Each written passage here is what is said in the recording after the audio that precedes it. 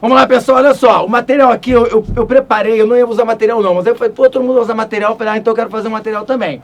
Só que, obviamente, eu não mandei a tempo, né, de vocês receberem. Depois eu peço para colocar para vocês aí, mas a história é mais fácil, por quê? Porque eu posso ler, né? Porque são pequenos textos e a pergunta, pequenos textos e a pergunta, pequenos textos e a pergunta, pequenos textos e a pergunta. São só 5, porque são 5 questões. Tudo bem? Foi? Beleza? Eu vou apagar aqui. Filho, apaga aqui para mim, por favor, o quadro, enquanto eu começo. Por favor, obrigado. Só enquanto eu vou falando com o pessoal aqui, tá? Ai, te peguei a câmera ali! Tá bom. Então vai apagando aí, papai, sério mesmo. Esse é Matheus Pelizari, tá bom? É o futuro professor de história. Então vamos lá, galera. Ó, primeira questão, peguei aqui temas quentes pra gente, temas bons aí para as específicas e tal. Claro, a gente sempre faz isso, né? A gente vai, não, eu peguei um tema aqui que nunca cai, mas é que eu gosto de falar desse tema. Tá? Então vamos lá. Primeira questão. Considerando que o simbolismo dos 450 anos representa a ocasião de celebração da memória do Rio, de seus personagens, de seus múltiplos movimentos e expressões artísticas e da diversidade das manifestações culturais e sociais do povo carioca, O texto acima faz parte do decreto 38.146, que dispõe sobre as comemorações dos 450 anos da cidade do Rio de Janeiro. Ok? Então a cidade do Rio de Janeiro, pra galera aí que não mora aqui, talvez não esteja aí, né, muito a par, porque quem mora no Rio de Janeiro tá vendo direto aí, né, toda hora na televisão e tal, pelas ruas, o que tá acontecendo de evento, né, ou pelo menos estão prevendo de eventos sobre a comemoração dos 450 anos, não está no gibi, né? Você adora essa expressão, não tá no gibi, né, filho? Muito boa. Tá legal? Então, a galera que não mora no Rio de Janeiro, fica atento também, porque Rio de Janeiro, gente, a história do Rio de Janeiro durante muito tempo, ela é uma história muito brasileira, né? Hoje a gente, felizmente, vejo isso com muito bons olhos, tem uma proposta, né, um processo de diversificação cultural muito grande no Brasil e faz com que a gente hoje enxergue o Brasil como os Brasis. Então nós temos, né, questões, peculiaridades muito interessantes nos mais diversos estados brasileiros. Mas até um determinado momento, né, como a formação histórica brasileira, ela tem o Rio de Janeiro também como numa íntima relação, para a gente ele se torna claro, não só para quem vai fazer o UERJ, né, que vai fazer o UERJ também, principalmente, tá? O UERJ gosta desses eventos, mas até para quem vai fazer os outros vestibulares também vale ficar atento. E eu botei aqui para você, então, 2 perguntinhas, né? Primeira parte. Explique a importância da fundação da cidade de São Sebastião do Rio de Janeiro. Então, qual a importância da fundação da cidade do Rio de Janeiro? Tá? Então, aí vale para todo mundo, né? Porque há 450 anos atrás, na verdade, vai ser no ano que vem, né? Então, em 2000, a gente está em 2014, né? Então, em 2000, é que como eu volto muito no tempo, eu tenho dificuldade com isso, né? Então, em 2015, a gente vai estar comemorando 450 anos. Então, há 449 anos atrás, qual foi a importância da fundação da cidade do Rio de Janeiro, tá? Então, é o que eu quero saber aqui. Para você explicar a importância, explica, olha os comandos, hein? Prova de humanas, gente, história, geografia, toma muito cuidado com isso. Os comandos, explique. Ok? E depois, exemplifique uma manifestação cultural / social do povo carioca na atualidade. Um movimento social ou cultural do Rio de Janeiro hoje. E aí uma questão, ó, que pesa, cobra passado, cobra presente. Isso é muito legal. E aí vamos lá, vamos largar aqui. Gente, que isso, hein, filho? Não vou trabalhar aqui, hein? Então vamos lá, quando a gente fala de fundação da cidade do Rio de Janeiro, a gente tem que pensar em algumas coisas importantes. Primeiro, a fundação do Rio de Janeiro está diretamente relacionada a um processo de invasão estrangeira. E aí, então, a gente tem que lembrar o processo de ocupar. Isso aqui era a América Portuguesa, Tratado de Tordesilhas, olha que legal. Tá? Legal meu filho olhando meus mapas. Ficava, eles são um mapinha, tá? Do papai bem a grosso modo. Não tá enxergando nada, né? Tomara que eles estejam, né? Ai, caramba, que legal, tá? Esse aqui, ó, é o que era, então, o Tratado de Tordesilhas, era o que era a América Portuguesa. Então, lembrar que o nosso processo de ocupação do território, ele foi litorâneo. Ele foi litorâneo por vários motivos, mas um motivo muito importante era justamente proteger esse litoral. Proteger esse litoral de quê, teacher? Caramba, isso aqui... Ué, proteger de quem? Proteger dos invasores. Mas por que invasores? Já tinha o Tratado de Tordesilhas, já estava definido o que era de Espanha, o que era de Portugal. Pois é. Olha aí o que você falou. Foi definido o que era de Portugal e o que era de Espanha. O Tratado de Tordesilhas foi assinado entre Portugal e Espanha. E pior, sem a participação dos outros países. Inglaterra não participou desse momento, não estava lá, pelo menos assistindo, porque, gente, tratado pode ser, sim, que seja um tratado só que beneficia apenas 2 estados, mas os outros, em teoria, teriam que participar. A Inglaterra, a França deviam estar lá assim, legal, legal, tudo bem, vai, assina aí, pô, legal, legal, legal. Não estavam lá.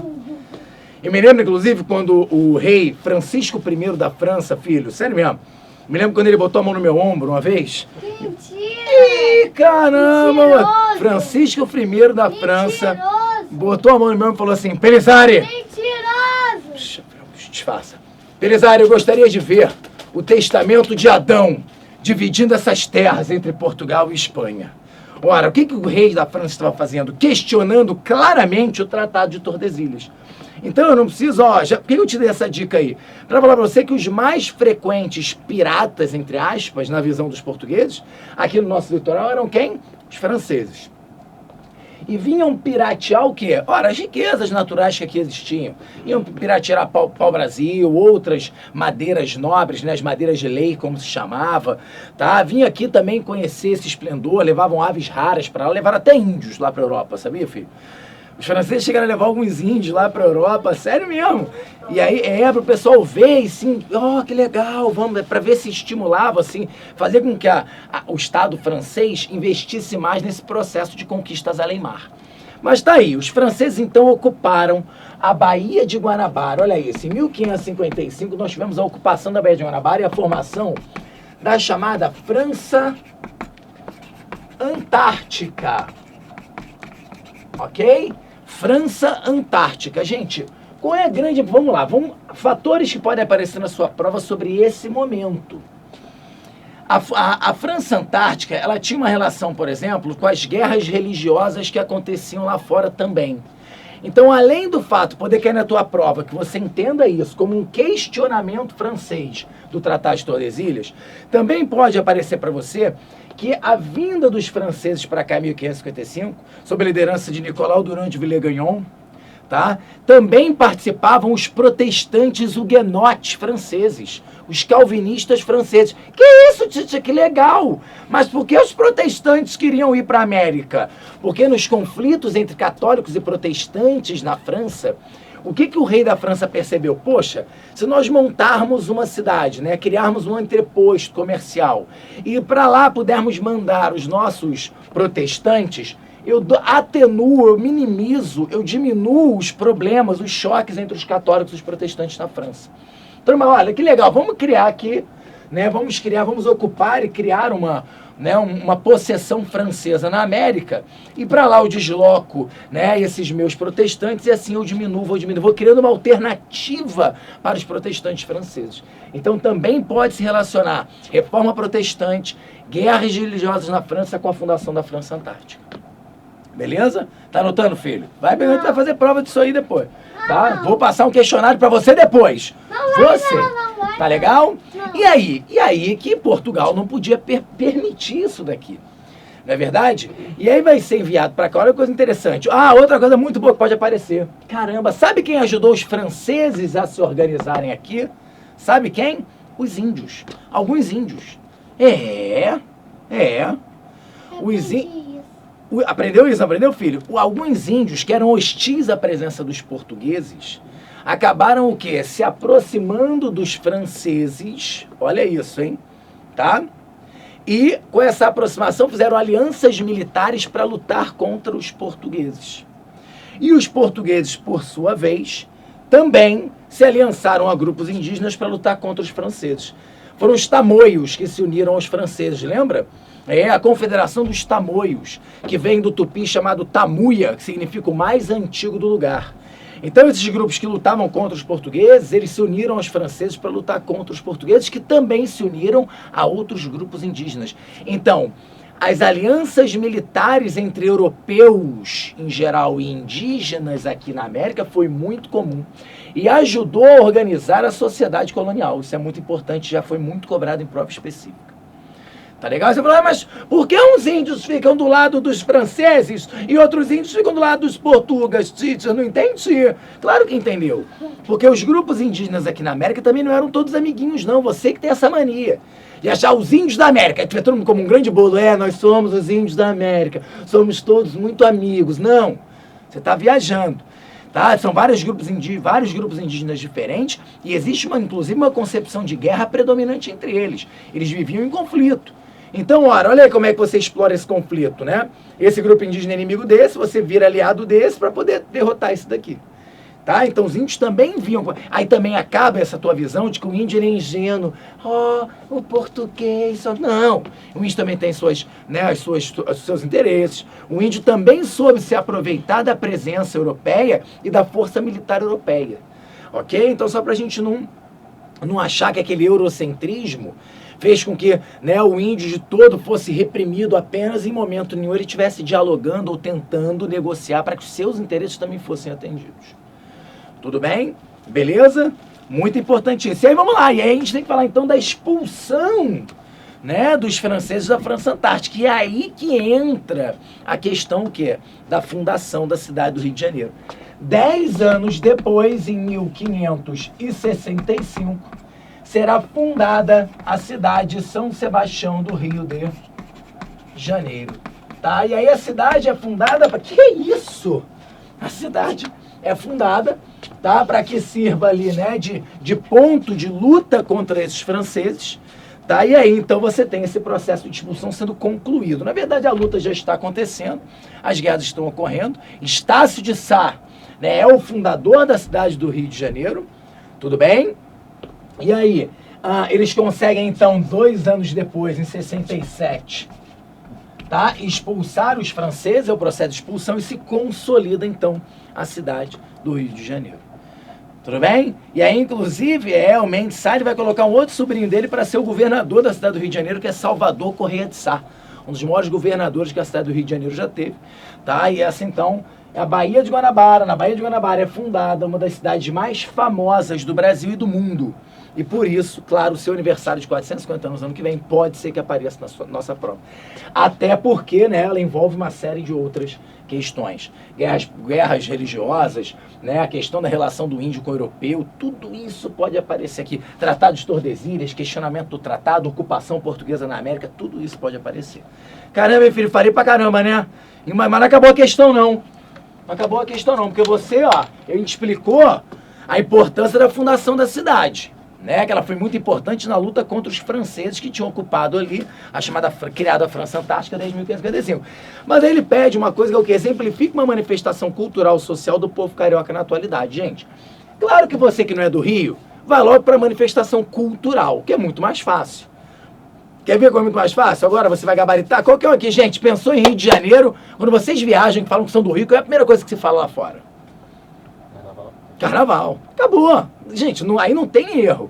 É carnaval, é o samba, é a Marquês de Sapucaí, escola de samba. Porque hoje em dia você até tem São Paulo, por exemplo, tem crescido muito, né, o desfile das escolas de samba. Mateus, por exemplo, sai sempre no destaque nas escolas de samba lá em cima dançando. Não é, Mateus? Tá? Mas antigamente o Rio de Janeiro virou... E aí, vamos lá. Agora uma coisa interessante pra gente também. O governo Vargas, principalmente, foi um governo que trabalhou demais pela centralização do poder nas mãos de Getúlio. A centralização do poder, né? Aquele unitarismo, aquela ditadura pessoal que Getúlio fez durante o Estado Novo de 37 e 45, acabou reforçando naquele período uma característica que era o seguinte: fazer do Rio de Janeiro uma espécie de referência de Brasil. Então, por isso lá fora, assim, pensa em Brasil, se pensa nas manifestações culturais do Rio de Janeiro. Dificilmente lá fora tu fala para um gringo assim, Brasil, o cara vai falar, frevo! Dificilmente, embora o frevo pra gente aqui seja uma grande manifestação cultural pernambucana. Não é verdade? Então você vai falar para Brasil, o cara fala samba, mulatas gostosas, né? O cara vai falar Copacabana. Rio de Janeiro, durante muito tempo, foi uma espécie de cartão postal do Brasil. Uma referência cultural do Brasil. Isso tem a ver com os processos políticos também que se fizeram. e principalmente a ditadura varguista, que foi muito centralizada no Rio de Janeiro, né? O Palácio do Catete, Rio de Janeiro, então essa é referência. Então ainda é uma referência muito grande. O futebol, durante muito tempo, manteve-se nesse eixo Rio-São Paulo, e vou te falar mais, essa questão, ó, Cruzeiro campeão brasileiro, né? O Atlético campeão da Copa do Brasil. Vai ainda, claro, ainda é o eixo Sudeste, Minas Gerais, mas tira do Rio de Janeiro, vai tirando o Rio de Janeiro e depois São Paulo, né? Essa questão do futebol como se fosse uma coisa do Rio de Janeiro, tá? São Paulo, porque a seleção brasileira durante muito tempo, né? Nas décadas de 60 e tal, tinham jogadores basicamente que saíam desses times do Rio de Janeiro. Né? Então era América, era Fluminense, Flamengo, Botafogo, Vasco da Gama, né? Então quer dizer, isso foi se perdendo, isso aí, né? Isso foi se perdendo e tal, mas vamos lá, então manifestação cultural é isso aí, pode falar da questão artística, pode falar da Praia de Copacabana, pode falar, claro, do samba, principalmente do carnaval. Quando eu fiz a questão, pensei no carnaval, evidentemente, tá legal? Movimentos sociais, existem vários.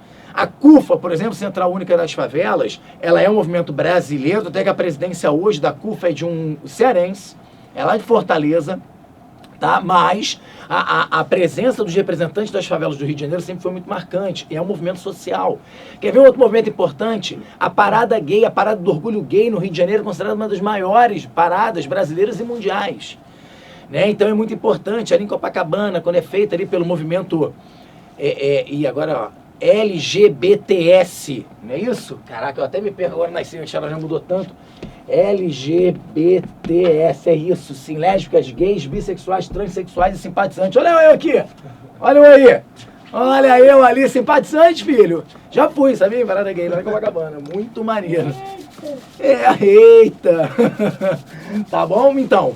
Então qualquer movimento social desse podia aparecer, mas é claro que eu imaginei que você fosse falar do carnaval. E aí estava ok. Foi? Beleza, galera aí? Tudo certo? Tudo ok? Então vamos lá. Questão, eu abusei, né? Fiquei, olha o tempo que eu tô, é 1 hora só de aula. Botei 5 questões e já vou para 2 agora. Vamos lá. Por poucas vezes a incapacidade dos governos em conter o curso da história foi demonstrada de forma mais decisiva do que na geração pós-1815. Pós-1815, estou falando de 1815, tá? Evitar uma segunda Revolução Francesa, ou ainda a catástrofe pior de uma Revolução Europeia generalizada, tendo como modelo a francesa, foi o objetivo supremo de todas as potências, que tinham gasto mais de 20 anos para derrotar a primeira. Eric Hobsbawm, Era das Revoluções, Rio de Janeiro, Paz e Terra. Então vamos lá. O período conhecido como Restauração representou a vitória das potências europeias contra o domínio napoleônico, reunindo no Congresso de Viena, Congresso de Viena aí, né, que no ano que vem faz quantos anos? Faz 200 anos. Tudo bem? Esse é o vestibular 2015, não esqueçam, tá? Então no ano que vem, em 2015, nós temos 200 anos de Congresso de Viena, então quem sabe, né? Eu joguei, né? Joguei aí, né? Setembro de 14 de junho de 1815, os países vencedores estabeleceram o princípio de legitimidade, que significou a sua recomposição territorial e a restauração dos governos, tal como existiam antes do avanço napoleônico. Tá? Então vamos lá, o que ele está falando? Eric Hobsbawm está dizendo que, voltando para você entender, já que você não tem o texto aí, porque fica difícil, né? O Hobsbawm está dizendo que poucas vezes a incapacidade dos governos em conter o curso da história foi tão bem demonstrada, tão decisiva, como na geração pós-1815. O que ele está querendo dizer? Que o Congresso de Viena, né, e os desejos do Congresso de Viena, os objetivos do Congresso de Viena, eles na verdade se mostraram um grande fracasso. Que o Congresso de Viena, a Santa Aliança, né, e a Santa Aliança e essa restauração, ela na verdade vai ruir. Né? Então ele está dizendo, olha lá, analise o papel da Santa Aliança na preservação dos princípios estabelecidos pelo Congresso de Viena. Então isso é um. Ele quer saber qual é a importância, analise o papel, né? Então explique, analise o papel da Santa Aliança na preservação dos princípios estabelecidos no Congresso de Viena e cite os motivos que propiciaram o enfraquecimento dessa instituição.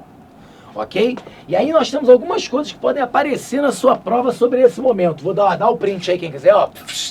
Deu o print. Seu print, abaixa filho. A mãozinha. Quer? Abaixa a mãozinha que estava aparecendo. Agora foi.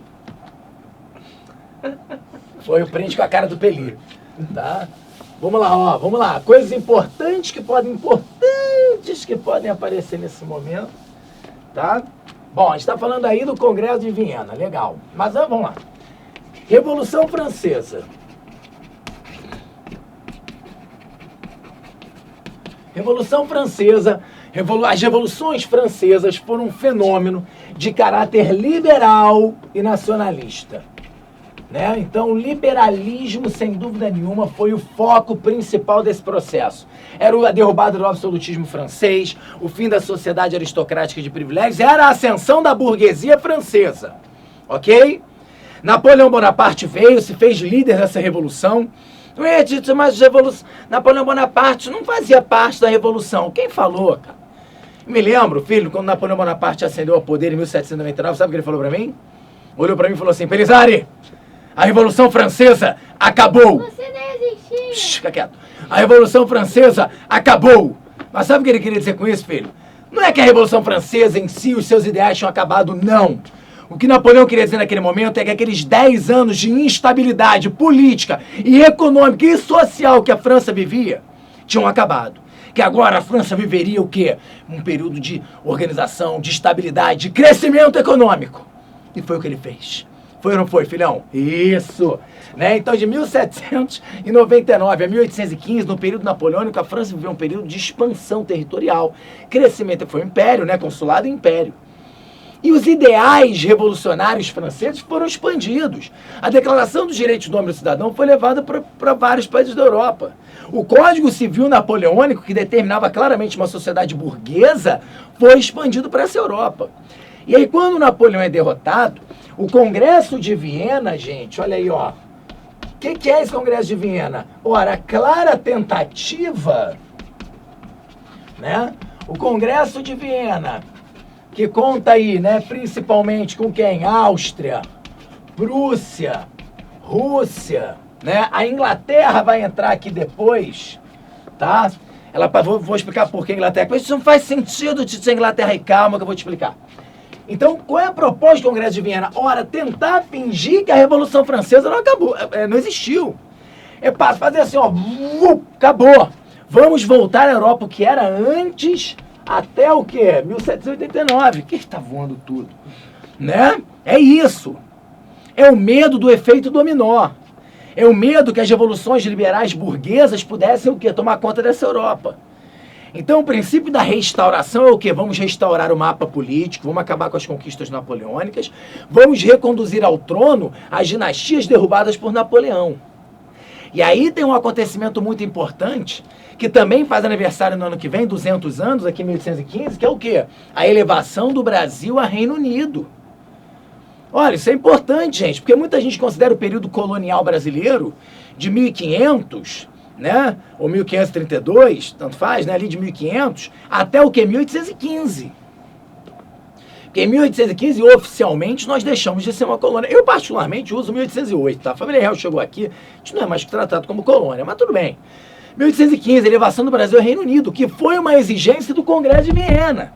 Tá, Dom João o quê? Ai, que bacana, agora vamos fazer do Brasil Reino Unido. Não. O que acontece? Dom João estava aqui no Brasil, lembra?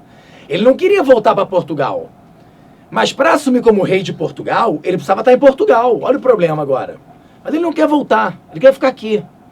Aí ele faz o quê? Eleva o Brasil a Reino Unido, porque aí oficialmente ele pode, como Reino Unido, ele pode ser coroado rei de Portugal, ele pode ser reconhecido na Europa como rei de Portugal, mesmo estando aonde?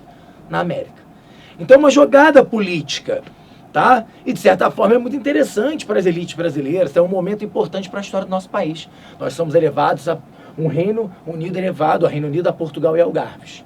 Foi? Beleza? Então isso pode aparecer em prova, esse contexto aí para vocês, tá? E aí a Santa Aliança é criada também nesse contexto aqui, tá? Quem propõe, inclusive, a Santa Aliança é o Alexandre, rei da Prússia, czar russo, perdão, russo, eu tô botando aqui, tá? Ele vai dizer o seguinte: vamos criar um exército supranacional para que a gente reprima possíveis o que? Levantes revolucionários. É o medo que a revolução acontecesse. Então vamos criar um exército, vamos chamar de Santa Aliança. E esse exército, então, estoura uma revolta lá na Espanha. Aí o rei da Espanha, Santa Aliança me ajuda. Aí a Santa Aliança fala, trupo, porrada na revolução. Entende? Então estoura uma revolução na França. Aí o rei francês tem que chamar, né? Pede ajuda da Santa Aliança. Então a Santa Aliança, na verdade, ela era um exército que reprimiria o quê? Os movimentos de caráter liberal e nacionalistas. Então, qualquer grupo também que tentasse formar o seu Estado Nacional, né, separando esses impérios que existiam, também seriam reprimidos. Então, quando ele pede para você identifique, analise o papel da Santa Aliança na preservação dos princípios do Congresso de Viena.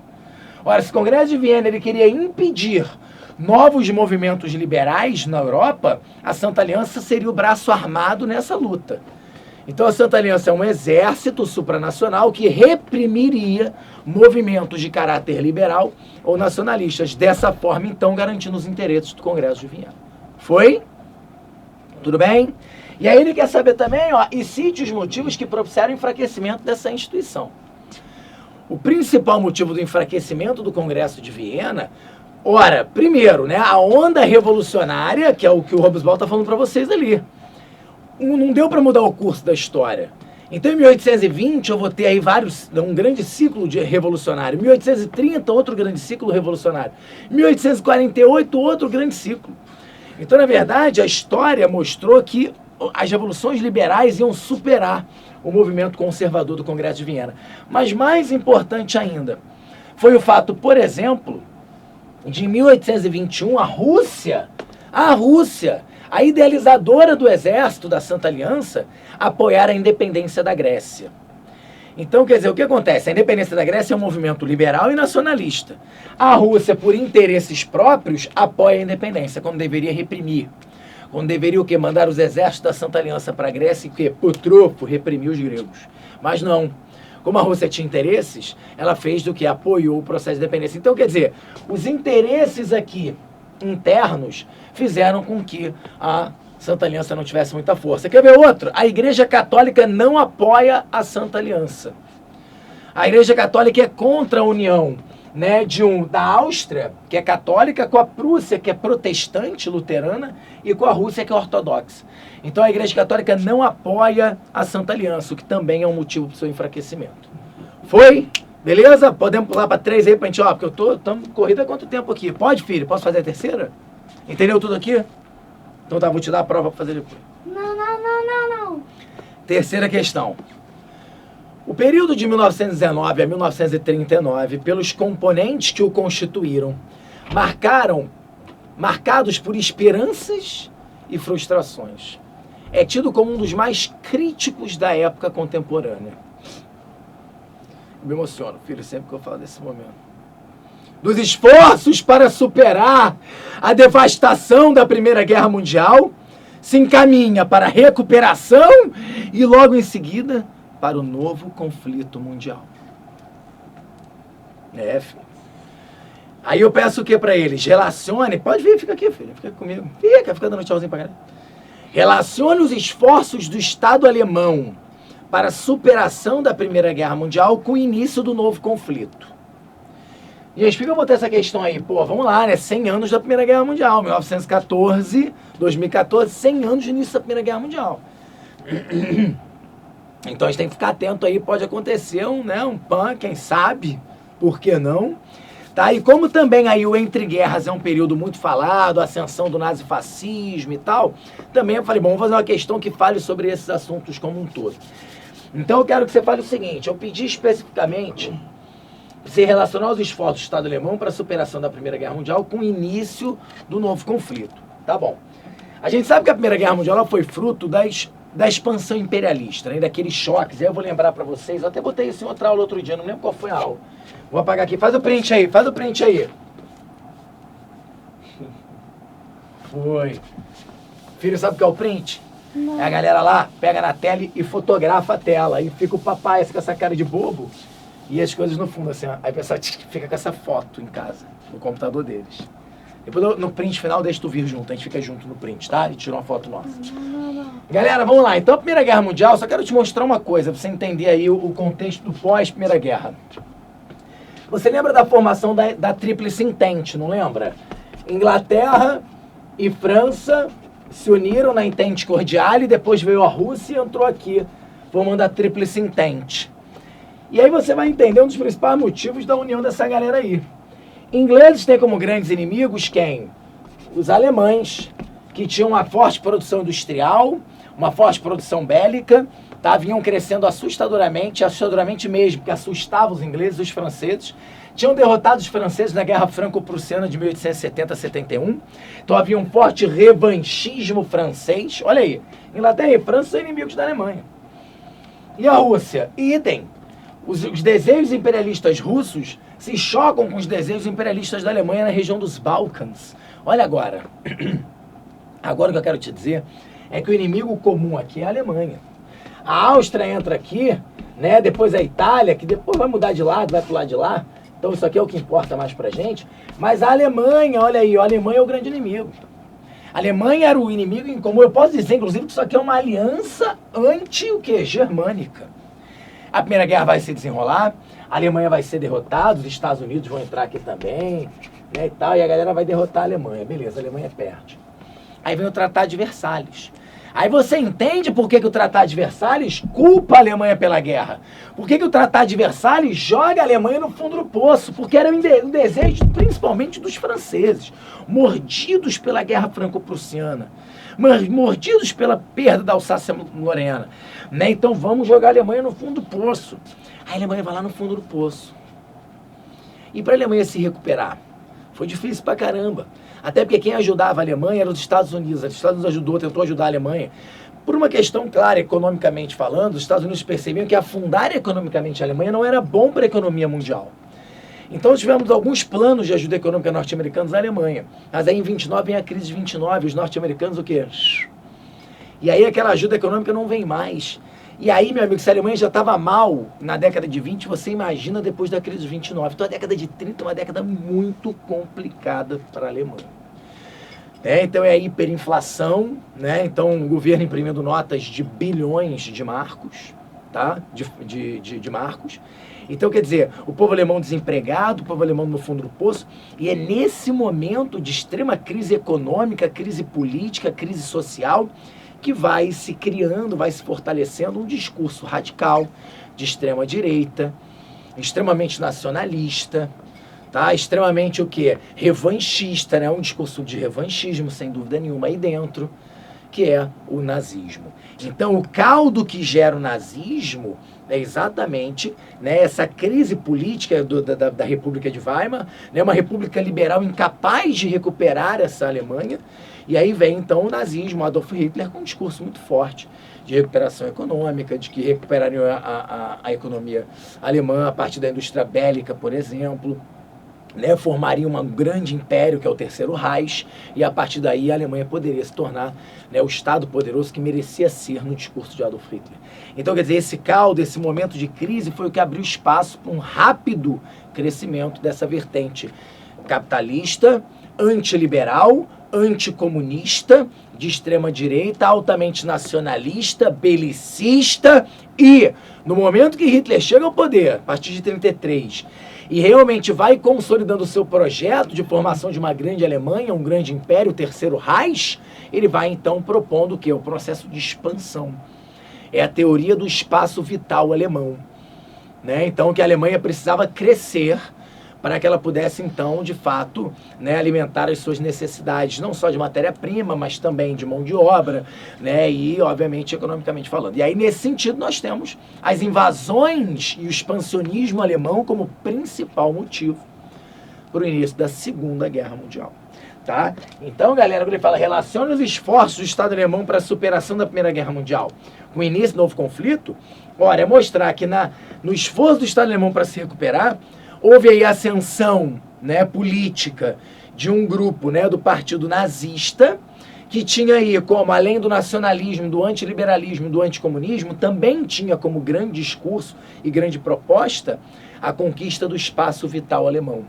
E essa política expansionista nazista foi, sem dúvida nenhuma, um dos principais motivos para a eclosão da Segunda Guerra Mundial. Só lembrar que a invasão da Polônia em 1939, que é o estopim para a Segunda Guerra Mundial. Foi? Beleza? Quis trabalhar isso aí por causa da Primeira Guerra, que eu acho que é um tema muito importante. Nazifascismo é sempre importante a gente comentar também. Posso fazer a questão 4, então?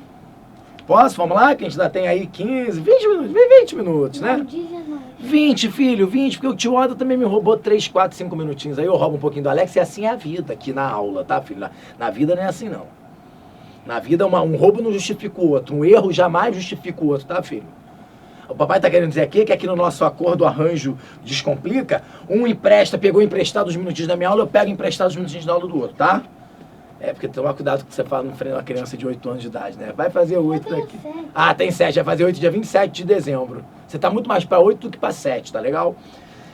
Quarta questão, eu botei um jornal escrito Matou-se Vargas, extra, extra, extra. Matou-se Vargas. É o jornal Última Hora. Inclusive era do Samuel Weiner, que era muito amigo de Vargas. Samuel Weiner, O presidente cumpriu a palavra, : sou morto, sairei do catete. Tinha sido a frase de Vargas, um dos momentos que eu mesmo tentava persuadi-lo de se afastar da presidência no meio daquela crise política que ele se encontrava em agosto de 1954. Eu falei, presidente, não é melhor o senhor se afastar temporariamente, ir lá para o Rio Grande do Sul, para São Borja, para sua fazenda, dá um tempo, fala que vai lá cuidar da fazenda, está precisando da sua atenção. E aí ele falou isso para mim, filho, sou morto. Botou a mão no meu ombro e falou, Pelissari, sou morto, sairei do catete. Frase de Getúlio. Tô te falando, filho. Então tá bom. Então, então agora eu sou um mentiroso. É Então, tá bom. mesmo. Aí é um texto que eu botei pra vocês, hein? A situação tinha transformado-se completamente. Os adversários do presidente, que até horas antes comemoravam a vitória, agora estavam do lado oposto. Na manhã de 24 de agosto de 1954, à medida que a carta-testamento era transmitida pelas rádios, a população manifestava-se com indignação e revolta contra os adversários de Getúlio, tomando as ruas do Brasil. O jornalista Carlos Lacerda foi obrigado a fugir para o exterior, sendo considerado o principal responsável pela morte do presidente. Assim, os que conspiraram contra ele tiveram que esperar 10 anos para só então concretizar seus planos. Antes disso, apesar de algumas tentativas, não houve clima político nem apoio popular para tal. Então tá falando, o que o texto tá falando pra gente aí, gente? Um texto da Infoescola, tá? Botei aqui a fonte, tá legal? O texto tá falando que se ali, momentos antes da morte do Vargas, os adversários dele estavam comemorando, porque realmente a situação era muito complicada, a crise econômica brasileira era complicada, mas principalmente o processo de impeachment que era liderado contra ele, pelo atentado contra o Carlos Lacerda, que teria levado à morte um major da aeronáutica, o Rubens Vaz, e a ligação de pessoas muito importantes da guarda pessoal de Getúlio Vargas no atentado, Gregório Fortunato, que era o príncipe, o anjo negro, o protetor, o cara ali, o segurança pessoal de Getúlio Vargas, estava envolvido no atentado. Então tudo isso levou a um processo político muito, muito, muito ruim para Vargas. Então, os momentos antes da morte dele, você tem uma ideia, no momento em que Vargas se mata, o Carlos Lacerda estava numa rádio, fazendo ali, atacando e já meio comemorando que a derrota de Vargas era próxima. Já se acreditava num golpe de Estado, já se acreditava numa intervenção militar para derrubar o presidente. Setores das Forças Armadas falavam claramente em golpe para derrubar Getúlio Vargas. E aí o tiro no peito, gente, é isso que o texto está falando, gera uma mudança drástica desse panorama. Se as pessoas antes se questionavam se Vargas era um assassino ou não era, se Vargas era corrupto ou não era, se Vargas... Agora as pessoas choravam a morte do presidente e mais do que isso, iam às ruas manifestar sua indignação e repúdio contra aqueles que o atacavam. Olha, esse suicídio, sem brincadeira, foi um dos atos políticos mais inteligentes que eu vi em toda a minha vida. Tá? Em toda a minha vida. Getúlio Vargas conseguiu, com um tiro no coração, fazer um giro de 180 graus na política brasileira. Mas 180 graus mesmo. Porque aqueles políticos que estavam em alta por criticar Vargas agora estão sendo perseguidos, e aqueles que iriam se afundar junto com Vargas agora se tornam, os grandes políticos para as próximas eleições. Exemplo, eleições legislativas de 54, o PTB, o Partido Trabalhista Brasileiro, conquista mais cadeiras dentro do Congresso. A UDN, o partido do Lacerda, perde cadeiras. Em 55, quem é eleito presidente do Brasil? Juscelino Kubitschek de Oliveira, numa dobradinha do PSD com o PTB. E quem é eleito vice-presidente? João Goulart. João Martins Belchior Goulart, que é considerado um herdeiro político de Getúlio Vargas. Beleza? Então essa é a reviravolta política do suicídio de Getúlio Vargas. Aí agora é o que eu perguntei para você. Explique a diferença entre o clima político de 54 e o de 64, que justifiquem o golpe não ter clima, entre aspas, né? Porque foi a palavra usada no texto, para ocorrer no primeiro momento e tenha ocorrido no segundo. Olha que questão bacana que eu botei para você, por quê? Porque nós temos 2 aniversários aí, né? 1954, suicídio do Vargas. Então nós temos aí 60 anos do suicídio de Getúlio Vargas. Em 64, 50 anos do golpe civil-militar de 64. Então, na mesma questão, estou trabalhando duas datas, 2 eventos muito importantes. Mas olha agora então, ele está falando para você que em 54 não havia clima, né, para o golpe. Ele está falando claramente que os inimigos, então, esses opositores, tiveram que esperar 10 anos... né? Teve que esperar 10 anos para colocar o seu objetivo em prática, era o golpe de Estado. Mas eu não queria falar só de 54, não. Eu tenho 54, eu ainda tenho 55 e eu tenho 61, que são também momentos onde a nossa democracia esteve em risco. Em 54 houve o risco da derrubada do presidente. Não aconteceu porque ele se matou, beleza. Em 55... quando Juscelino Kubitschek foi eleito presidente, houve uma tentativa de golpe. Um golpe para impedir a posse de JK. Carlos Luiz, naquele momento presidente do Brasil, tá? Porque nós tivemos o Café Filho, depois o Nereu Ramos se afastou por questões de saúde e o Carlos Luiz assumiu. Carlos Luiz era um cara golpista, estava mancomunado com setores do Exército para dar um golpe e impedir a posse do JK. Foi preciso que Henrique Teixeira Lott, ministro de Armas do Brasil na época, tivesse que dar um golpe e derrubar o Carlos Luiz, tá? Para que ele então pudesse abrir espaço para que o JK virasse presidente. Então aqui as Forças Armadas foram claramente, o Exército Brasileiro foi claramente legalista, defendeu a Constituição brasileira. Em 61 nós tivemos outro momento complicado. Porque depois do governo JK, quem foi presidente eleito? Jânio Quadros, da UDN, nas eleições de 60, e vice de Jânio Quadros, João Goulart, de novo, foi vice aqui e vice aqui, o grande herdeiro do varguismo, né? Com a renúncia de Jânio Quadros, 7 meses depois do início do seu governo, né? O que acontece quando ele renuncia? Ele joga João Goulart na presidência. Meu amigo, aqui houve uma tentativa de golpe. Impedir a posse de João Goulart. O Brasil quase foi à guerra civil. João Goulart foi lá para o Rio Grande, ele estava em viagem à China comunista, ele volta, ele entra pelo Rio Grande do Sul, e o Brizola, que era governador do Rio Grande do Sul, disse o seguinte, Jango era o apelido carinhoso que a gente deu, filho, pro João Goulart desde pequeno, desde a nossa infância lá em São Borja, tá? E aí ele falou assim, Jango, vamos lutar. Vamos armar a população, que era o que estava sendo feito lá, e se precisar a gente vai marchar até o Rio de Janeiro, vai fechar o Congresso e te colocar na presidência na força. E aí o João Goulart não queria isso, mas estava ali, né? Vamos lá, vamos ver no que dá. O Brasil esteve muito perto de uma guerra civil aqui. Muito perto de uma guerra civil aqui.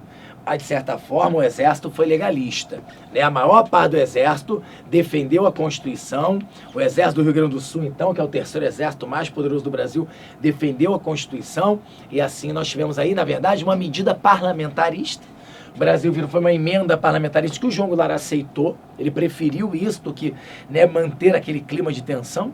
O Brasil virou um país parlamentarista de 61 a 63 e o João Goulart assumiu como presidente. Mas em 64, esse mesmo exército, que foi legalista, de certa forma, em 55, foi legalista em 61, esse exército foi golpista em 64. Esse exército acabou dando golpe e derrubando João Goulart, presidente aqui, vice que virou presidente e foi derrubado. Por quê? Aí ele quer saber por que o clima em 54 não permitia, mas em 64 esse clima permitiu. Qual era o clima? Qual era a diferença entre esses climas aqui? Que aqui fazia com que não houvesse legitimidade e aqui houvesse. Ora, gente, porque com a morte, o texto já te deixa claro aqui, te dá essa explicação, não te dá essa. Eu podia ter colocado o texto para te ajudar aí, falando, por exemplo, da Marcha da Família com Deus pela Liberdade. Seriam 2 textos que aí mataria a questão. Porque a primeira mostra, ora, o povo está nas ruas chorando a morte de Vargas. O povo está perseguindo os opositores de Vargas. Como é que o Exército, como, né, representante dos interesses do povo, né? Ele está ali para definir a Constituição, tá? Como é que ele derruba o governo varguista? O que ele vai derrubar depois da morte de Vargas? Não faria sentido. Uma intervenção militar nesse momento, depois da morte do Vargas, não faz sentido. Derrubar o Vargas, talvez, porque o Vargas estava na dúvida se o Vargas era um cara envolvido ali com atividades criminosas ou não. Mas depois da morte do Vargas, por que haveria uma intervenção militar? Por que derrubar a Constituição? Entende? A população estava nas ruas chorando a morte do Vargas. Não haveria nenhum apoio popular nesse momento aqui de uma intervenção militar. Pelo contrário. Não é verdade? Então o exército faz o quê? Recua. Não, tudo bem, Vargas já se matou, agora vamos deixar. Então, né, o JK foi eleito pela Constituição? Foi, então ele vai assumir. Então o exército vai bancar. Não. Aí o pessoal querendo aqui, pressionando, Lacerda pressionando para derrubar, para impedir a posse do JK. Não pode, JK representa o continuismo da demagogia varguista. O exército vai dizer, não interessa. Não interessa, olha o povo aí apoiando. Ó, o povo está apoiando, o povo votou, o povo elegeu. Né, o povo está querendo a permanência de JK, eu não vou interferir. Então não haveria clima, não haveria legitimidade popular para um golpe de Estado aqui, para um golpe militar aqui, nem aqui. Agora em 64 foi diferente. O João Goulart, por ser visto pela imensa maioria dessa população como um cara ligado ao comunismo, né? O João Goulart, por ser muito ligado à UNE, a União Nacional dos Estudantes, por ser muito ligado à Confederação Geral dos Trabalhadores, por ser apoiado pelos comunistas que estavam na ilegalidade, João Goulart por defender a reforma agrária e por isso ser visto pelos latifundiários como um comunista, aquela coisa. Gente, olha só, ninguém pode dizer que João Goulart era comunista, mas ele era apoiado pelos comunistas? Era. Ele era a favor pela legalização do Partido Comunista? Ele era a favor. Mas você não pode dizer que ele era comunista. Tudo bem? Agora, ele queria a reforma agrária? Queria. Ele queria a reforma universitária? Queria. Queria uma reforma bancária? Queria. Queria uma reforma urbana? Queria. O cara queria reformar o Brasil. Era preocupado com a pobreza da população. Eu sempre falei isso para ele. Sabe qual foi o grande erro de Jango? Um grande amigo, filho. Sabe, meu Jango era um homem bom. Não tinha inimigos pessoais. Todos os inimigos de João Goulart vieram da política. Um homem rico queria acabar com a pobreza. O grande latifundiário do Rio Grande do Sul, gente. Falava que era comunista? Não era. Mas ele era visto como uma ameaça comunista. Até porque, realmente, alguns que o cercavam, Brizola, por exemplo, esse sim, talvez quisesse uma revolução comunista, talvez quisesse sim um golpe de esquerda. Mas o João Goulart não. Mas ele foi visto como uma ameaça. A classe média via o João Goulart como uma ameaça. A Igreja Católica via o João Goulart como uma ameaça. Os empresários brasileiros viam o João Goulart como uma ameaça. O Exército brasileiro começou a ver o João Goulart como uma ameaça. Os Estados Unidos viam o João Goulart como uma ameaça. Olha a diferença. E aí, quando o João Goulart acaba, inclusive, cometendo alguns equívocos em relação às militares, como, por exemplo, a anistia aos marinheiros que se revoltaram no Rio de Janeiro, o discurso que ele fez aos sargentos, né, e suboficiais, né, do Exército, lá no Automóvel Clube, isso gerou um clima dentro do Exército Brasileiro de que o cara era um golpista. Resumindo, qual era o clima aqui?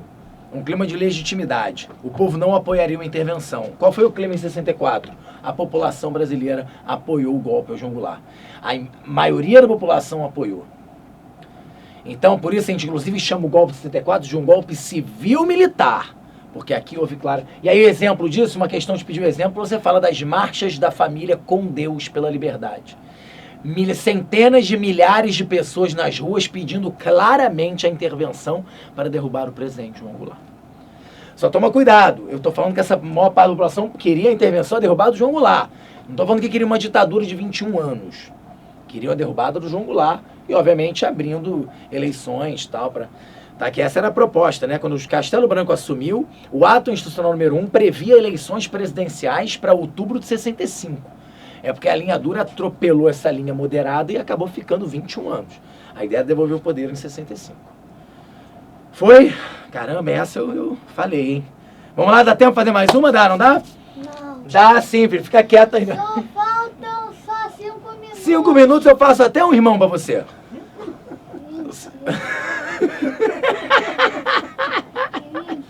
Peguei pesado, gente? Não. Peguei, né? Desculpa aí. Toca aí, filho. É isso, moleque.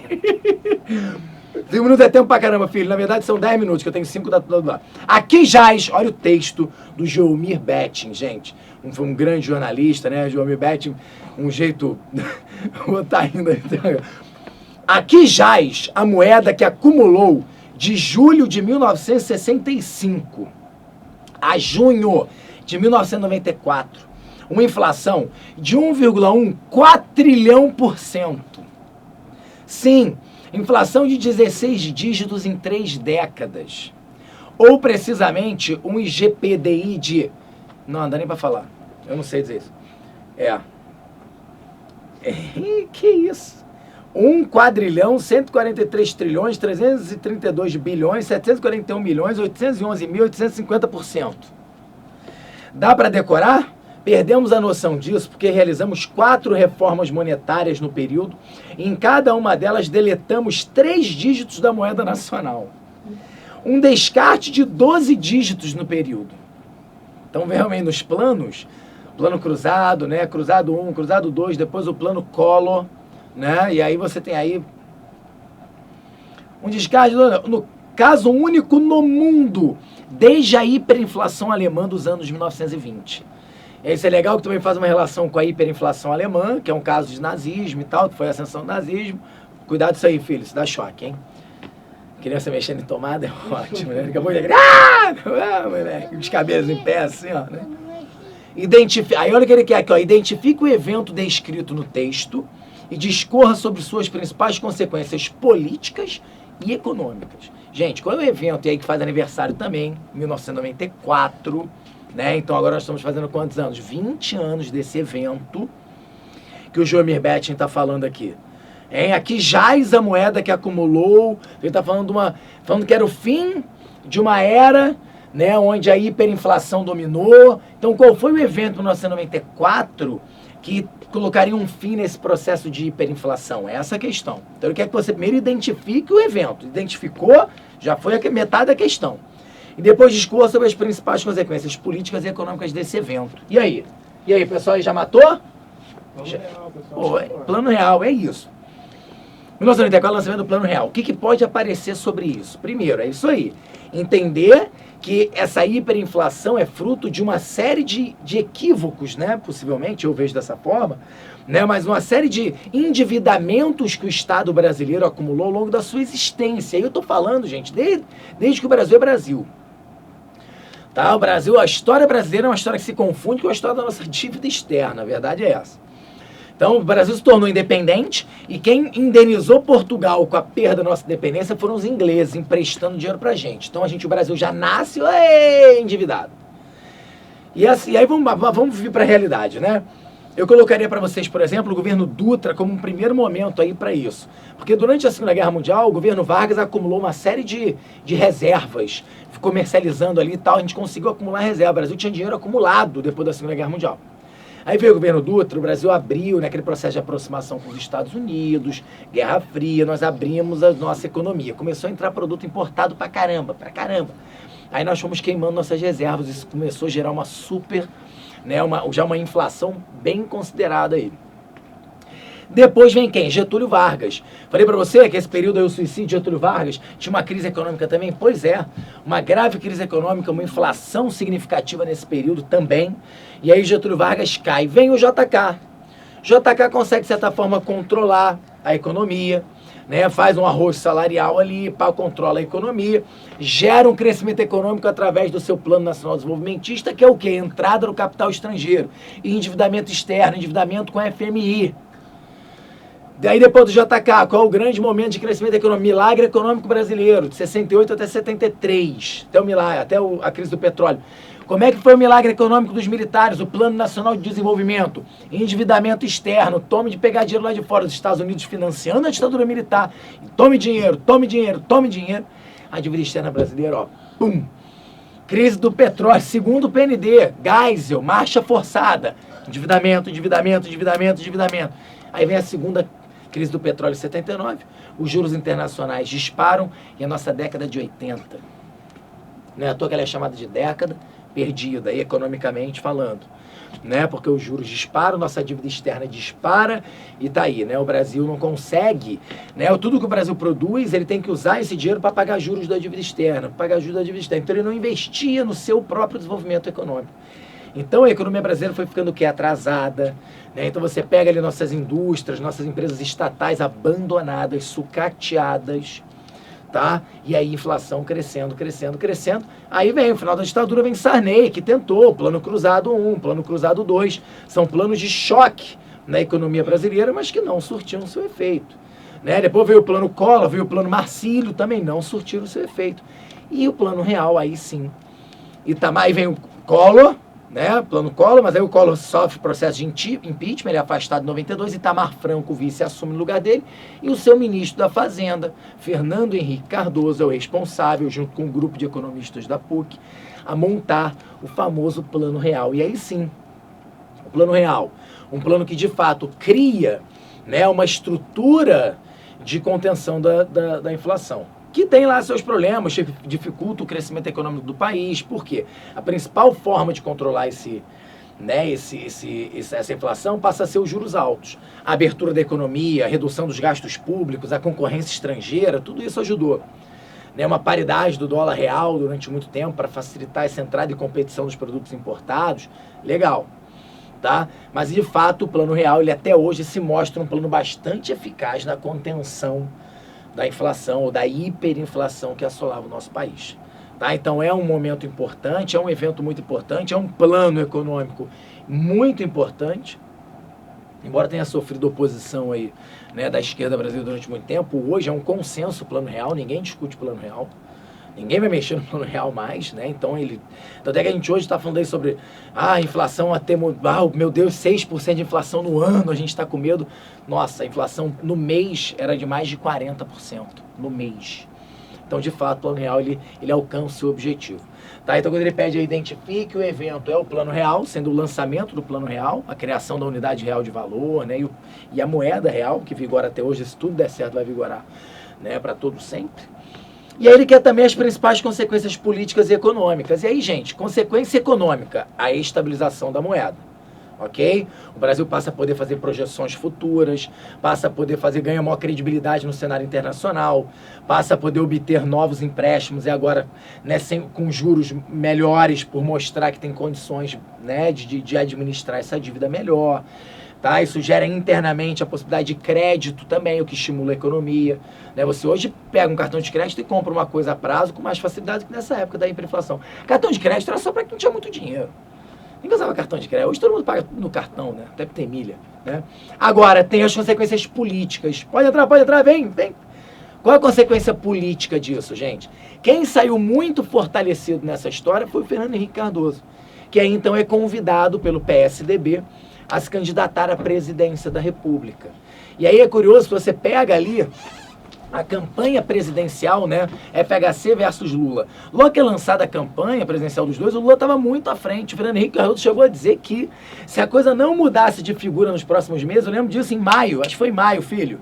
FHC veio falar comigo, pô, Pelizari, teu companheiro aí, o Lula e tal, tá muito na frente. Se até o meio do ano aí a coisa não mudar, eu vou abandonar a campanha. O Fernando Henrique chegou a cogitar abandonar a campanha presidencial. Mas aí quando o Plano Real é lançado em junho, né? Aí a Copa do Mundo, Brasil campeão, o Plano Real é lançado. E que de fato a economia começa a mostrar, né, que o plano deu certo. Aí as intenções de voto começam. Fernando Henrique Cardoso vai ser eleito em primeiro turno, tá? E ele não vai ficar só 4 anos, vai ficar 8 anos, é o que a gente chama da era FHC. Então, sem dúvida nenhuma, uma das principais consequências políticas do Plano Real foi a eleição, né, de Fernando Henrique Cardoso, não por uma vez, mas por 2 vezes. Tá? E também, óbvio, porque a gente não está na questão, mas também os efeitos colaterais do Plano Real, os efeitos colaterais do neoliberalismo, que foi a grande, né, proposta aí do Fernando Henrique, começou lá no Collor, veio Fernando Henrique, que também é o desemprego, né, a dificuldade de crescimento econômico, o abismo social que ainda continuava, que também abriu espaço para a ascensão de Lula, que também vai ficar 8 anos, a chamada era Lula. Mas para a questão, consequência econômica, estabilização da moeda, novas possibilidades econômicas para o país, tal. E a política, a ascensão do PSDB e principalmente nesse caso do Fernando Henrique Cardoso. Beleza, galera? Então a gente falou de várias datas importantes, datas históricas, aniversários que a gente, né, os vestibulares ainda gostam. Assim, o vestibular foge, acho que o Enem foge um pouco dos aniversários, mas os vestibulares específicos gostam, né, dessas datas históricas bonitinhas. E a gente foi com assuntos pertinentes, assuntos importantes, assuntos aniversários e advances. Tudo bem? Espero ter ajudado bastante.